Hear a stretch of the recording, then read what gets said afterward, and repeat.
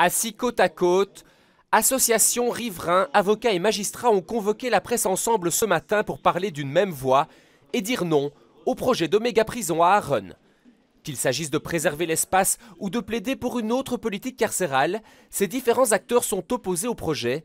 La plus grande prison du pays fait peur par sa taille et son éloignement. Si vous prenez la nouvelle prison de Marche, c'est une prison qui est destinée à accueillir 300 détenus sur un terrain de 16 hectares. Ici, vous êtes à 1200 détenus sur 11 hectares. C'est 4 fois plus.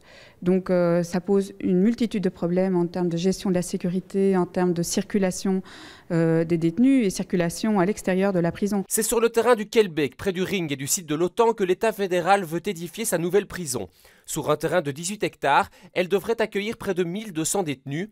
Son éloignement du palais de justice suscite des inquiétudes chez les avocats et les magistrats pour le droit des détenus.